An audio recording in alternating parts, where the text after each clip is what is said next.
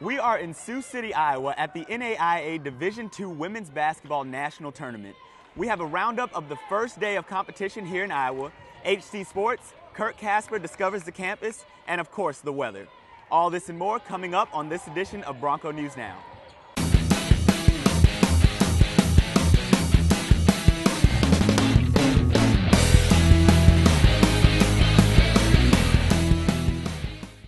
Welcome to Bronco News Now. I'm Vinny Banda. Each March, the Tyson's Event Center in Sioux City, Iowa plays host to the NAIA Division II Women's Basketball National Championship. 32 teams are selected to battle it out on the hardwood, attempting to beat the field and raise the national championship banner in their gym. All of the excitement needs to be covered somehow, and that's where the HC Media team comes in. Hastings College has been part of the NAIA National Basketball Tournament for the better part of the last 15 years. This time, HC sent a different team to Sioux City for the tournament, the Media team. HC Media has been traveling to Sioux City for the past 8 years, usually riding the coattails of the women's basketball team.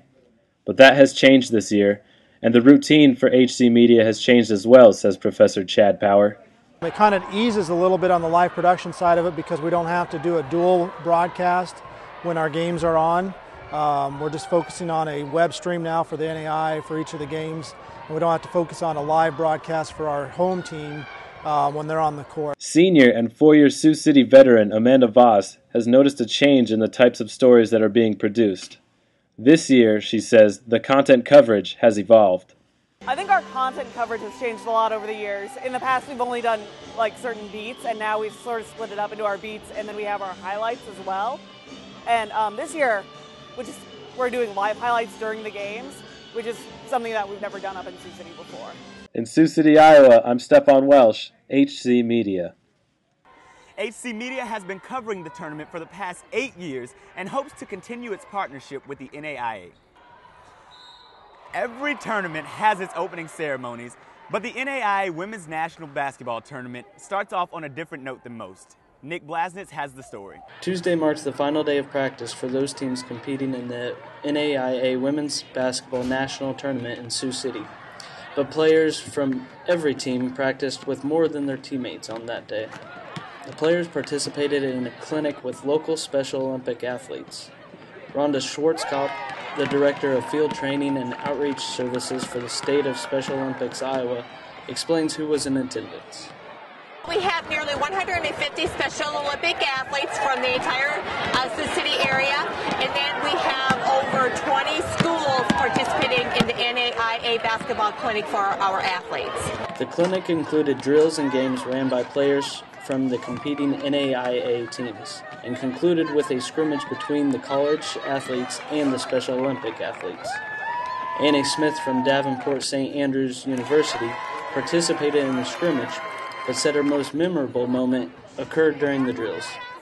Well, we had a lot of games going. We had a great game of monkey in the middle going, and they were killing it, so it was a lot of fun. I actually ended up tripping and falling, so it was pretty embarrassing, but it was a good time. This is Nick Blasnitz, HC Media. Thank you, Nick. Every level of sports has its heroes and legends, and the NAIA is no different. Sioux City was the site for a historical Hall of Fame induction. Dale Brooks reports.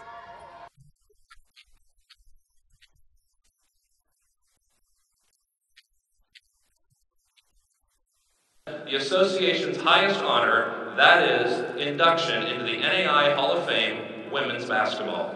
Congratulations.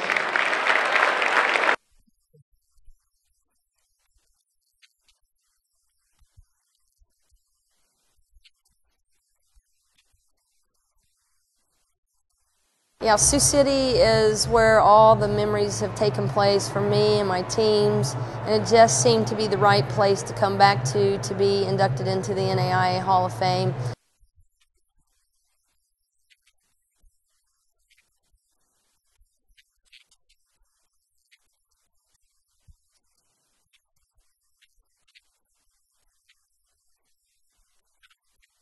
God has blessed me tremendously. I think it has a lot to do with the players that we recruit.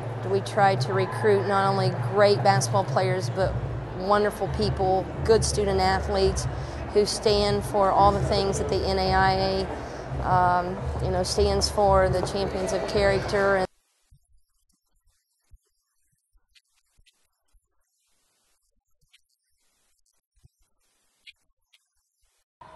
Hagen Smith is part of multiple Halls of Fame, including the Ohio Basketball Hall of Fame, which she was inducted into last year.